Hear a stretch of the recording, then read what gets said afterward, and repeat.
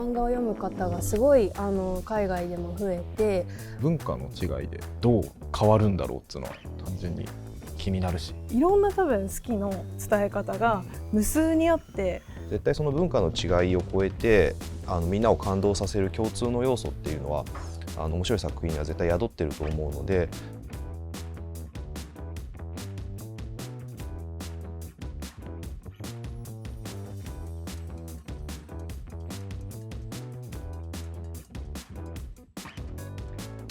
女性コミック編集部の田岡です。女性コミック編集部の紀藤です。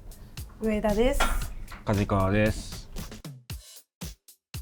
せーの。講談社漫画家ディスカバリー Q&A 女性コミックエディション。素晴らしい。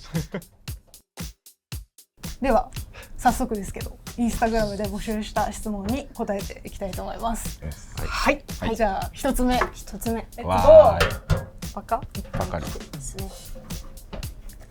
はい、読みます。まず1問目です。はい、女性コミック編集部について教えてください。紀藤さん行こうか。はい、女性コミック編集部はご覧の通り、たくさん雑誌のレーベルがあって、仲良し、別冊フレンド、デザート、キス、ビーラブ、他にも、ハニーミルクっていう BL の媒体だったり、アネフレティント、他にも、パルシーっていうアプリがあります。なんで女性コミック編集部はたくさんそのレーベルがあるかっていうと、作家さんが、こういうのを書きたいって言って来てくださった時に、例えば最初少女ジャンルで書いてみたいって言った方が、もうちょっと働く女性について書いてみたいっておっしゃった時に、じゃあこうやってこっちのキス・ビー・ラブっていう読者層の年齢であったりとか、主人公の年齢が若干高めの媒体はどうですかっていうオファーがちゃんとできるので、作家さんにすごい幅広い機会を与えることができる編集部だと思っています。パーフェクト。はい、素晴らしい。じゃあ2問目の質問に移ってまいります。イエイ。はい。イエイ。イエイ。はい。読みます。はい。なぜ海外のクリエイターにそれほど注目するのですか？海外のクリエイターの視点から生まれたストーリーが日本の読者の心に届くと思いますか？それとも目標は海外の読者に届けることですか？はい。はい。じゃあこれね、イギリスに住んでた紀藤さんから答えてください。やっぱりコロナでアニメを見る方とか漫画を読む方がすごい海外でも増えて、青年っていうジャンルだったり少女っていうジャンルがあらゆる本屋さんで見かけるようになって、やっぱりそこからその漫画を読んでみたいから書いてみたいっていう方は、日本以外の海外に住んでいる方も思い始めたのかなというか、その漫画を描くということに対して興味を持っている方が多くなったのかなと思ったので、別に海外だから注目するっていうわけではなく、自然に広まったからどうですかみたいなそういうことかなと私は勝手に思っていました。どうですか？実際に住んでた人のリアルな感想を個人的にはやっぱ読みたいなって思いますね。なんかそのドラマとかネットフリとかアマプラとかで海外のドラマ作品をすごく簡単に見れるようになってきて、でやっぱ全然文化が違けりゃっていうところなので、なんかその方たちが漫画を描いて、で多分同じ事象に対して、少女漫画とかだったら恋愛とかがあった時に、恋愛に対してどういう感情というか思ってどういう表現を持って書くんだろうなっていうのはすごく気になるので、単純になんか読者としても読みたいし、多分それって絶対面白いと思うので、出版社としてわーっとみんなに読んでほしいなっていうのは一個あります。はい。コミキャンの持ち込みでなんか海外の方、確かブラジル人の方だったんですけど、何回目に日本は告白するみたいなのあるじゃないですか。なんか3回デートしたら告白するでもなんかもう一発でそれは言うもんだろうみたいな感じになってなんか面白い視点だなとは思いましたね。人によって違うと思うんですけど、なんかそれとかね、そう文化の違いでどう変わるんだろうっていうのは単純に気になるし、それが漫画になったら面白そうだなって思うので、はい。文化の違いとかはまあ確かに絶対あるとは思うんですけど、でもなんかさっき言ってたそのネットフリとかアマプラとかの海外の、人間ドラマっていうのは、世界中の人に受け入れられてるんで、絶対その文化の違いを超えてみんなを感動させる共通の要素っていうのは面白い作品には絶対宿ってると思うので、そういう意味で日本に限らず幅広い世界中から才能を見出せればいいなと思ってます。じゃあ3つ目の質問に行きます。イエイ。はい。ででででん。アワードにおいて絶対にこれはダメと思う要素と、絶対にこれは受賞作だと確信する要素は何ですか？これすごい難しい。難しいですね。一番難しい気がする。ただどうしても少女漫画とか女性漫画ってやっぱ綺麗な絵の画面が求められているところがあるんですね。モーニングとかヤンマガって勢いとか荒削りなものもすごく才能として受け取られる部分があるんですけど、どちらかというと美しいもの、美しい絵柄っていうものが特にこの女性コミック編集部では好まれるような印象があります。さっきのは女性コミック編集部特有のことだと思うんですけど、逆に共通することとしてはあまり独りよがりな作り方をしていると難しいのかなと思っていて、やっぱりその自分の表現欲求を満たすためにその読者のことを考えないで書いてしまうと、どうしてもなんかその読んでいて楽しいというよりその書いてる人の内面を見せられ続けているような感じなんで、それはすごく新人賞に多いんですけど、そうじゃなくてやっぱりその新人賞の時から読んだ人をどう楽しませるか、どう感動するかっていう客観性をちゃんと持って書いている作品はやっぱ違うなっていうふうに思います。なんか本当に絶対にこれがっていうわけではないですけど、もちろん今田岡さんもおっしゃってたように、なんか読者にどんな感想を抱いてほしいかみたいな、なんかそのこれを書いて嬉しくなってほしいのか、なんかキュンとしてほしいのか、かっこいいってなってほしいのかみたいな、なんかそういった意図が読めるというか、すごい抽象的なんですけど、なんか作中のキャラクターのなんでしょう、本気感がすごく伝わるもの、本気でこれをしたいっていう欲というか目標がすごくはっきり描かれてて、それを頑張っている姿、本気と頑張りがあるとやっぱ応援しちゃうし、頑張れって確かに。はい、次が4つ目ですかね。はい、いきます。イエイ。難しい質問。はい、良い作品、面白い作品とみなされるためにストーリーに必ずどんでん返しがあることは重要ですか？はい、難しい。でもなんかそのあまりにも予定調和だとやっぱりその感動することが難しいので、こちらを驚かせてほしいっていうのは編集者としては常に思ってるんですけど、ただ一個注意してほしいのは、そのストーリーをこういうふうに動かしたいから、こういうふうにどんでん返しを作りたいからっていうのが先にあって、キャラクターの感情とかがそれに追従するようなものになってはほしくないと思っていて、あくまでそのキャラクターの感情がとか行動が自然になされた結果としてストーリーにどんでん返しが生まれてほしいなと思ってます。ストーリーにキャラクターが追従するとちょっとその人形劇というか魂がこもっていないそのために人間が動かされているような感じの作品になってしまうので、あくまでそのキャラが主体となってストーリーにどんでん返しを起こすような作品が見たいなと思ってます。すごい難しくって、どんでん返しがあった方がいいジャンルとそうじゃないジャンルがあるんですよね。例えば女性ものだったら不倫ものとか復讐ものはどんでん返しとか意外性が大事になってくるんだけども、恋愛漫画の場合ってその求められてる恋愛のストーリーって非常に王道なものが今求められてるから、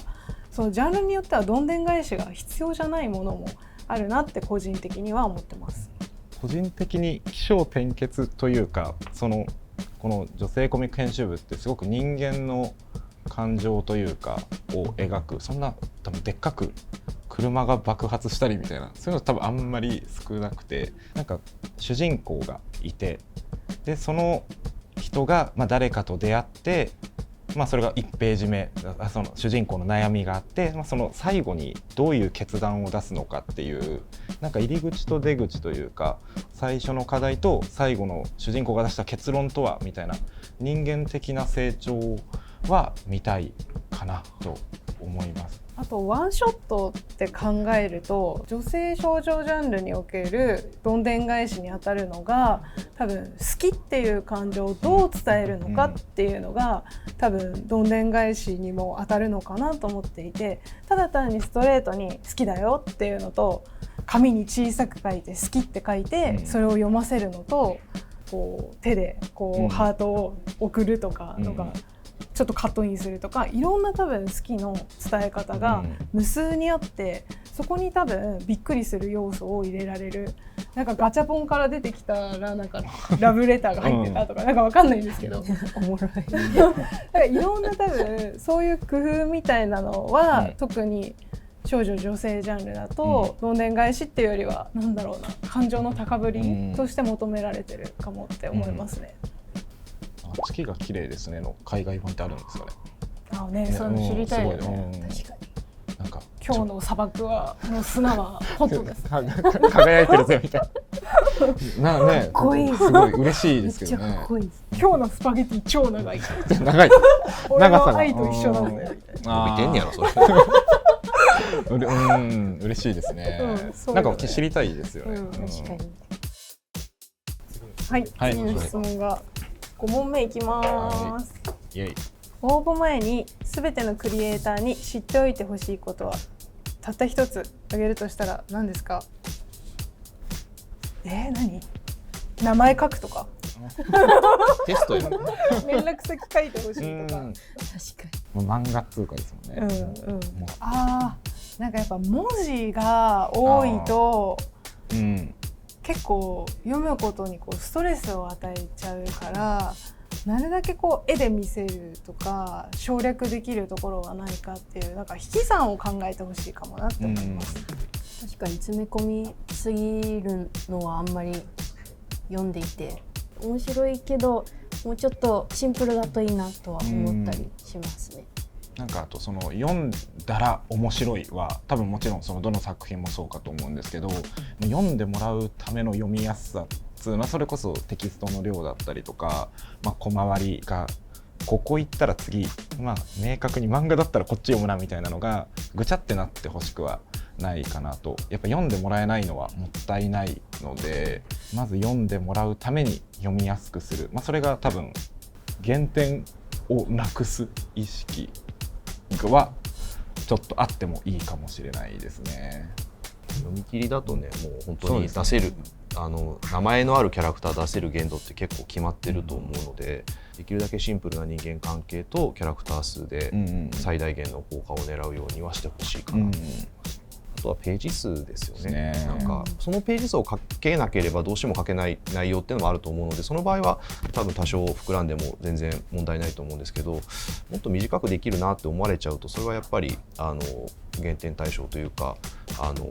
縮められるんじゃないかなって思ってしまうので、本当にそのページ数でできる精一杯っていうところと、あとはだからってコマが詰まってはいけないんですけど、そのあたりの全体的な塩梅というか完成度は気にしていただけると嬉しいです。じゃあ、はい、最後の質問いきます。イエイ。読者や編集者を最も引きつけるのはどんな感情だと思いますか？他の感情より強く響く感情はありますか？はい、絶望。マジ？いやでもなんか結局少女漫画とか女性漫画って恋愛をテーマにしていることが多くて、そうなると話の道筋というのは結構似通ったものというか近しいものになって、特に読み切りとかだと最後に成就してエンドっていうパターンがすごく多いんですけど、だとするとそこに至るまでにどれだけ感情のためを作れるかっていうのが大事になってきて、挫折だったり絶望だったりからそこに至るとやっぱりその振れ幅が大きくなるので、こちら読んでいる方の感情の動きも大きくなるし、困難に立ち会った時に人間の本性っていうのは出るなと思っていて、そういうなんか裸になった時のキャラの魅力みたいなものも描けるんじゃないかなというふうには個人的には思います。私は自分の漫画だとめっちゃときめくかめっちゃムカつくか、この2つかなって思いますね。分かりやすく恋愛漫画だとやっぱキュンとするって大事だから、それが入ってるかどうかで、不倫もの、復讐ものはその不倫してる女、不倫相手の女にめっちゃ怒りが湧いて殺意が湧くとか、夫に対して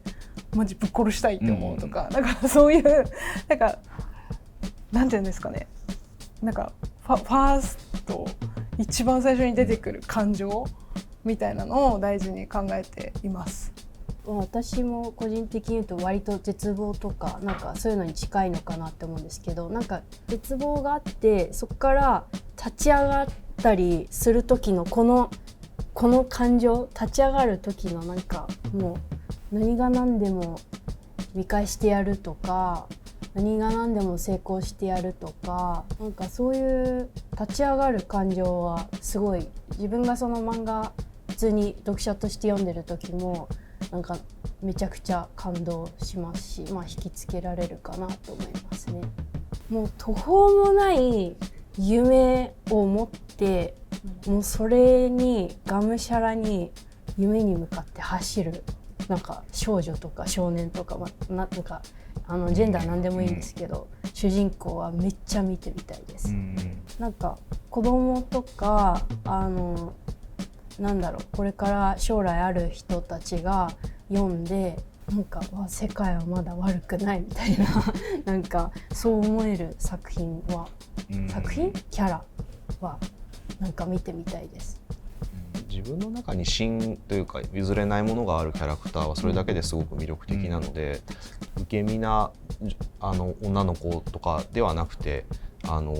何かを欲していたりとか何かをやりたいと思っていたりとか、そういうなんか、欲望でも何でもいいんですけど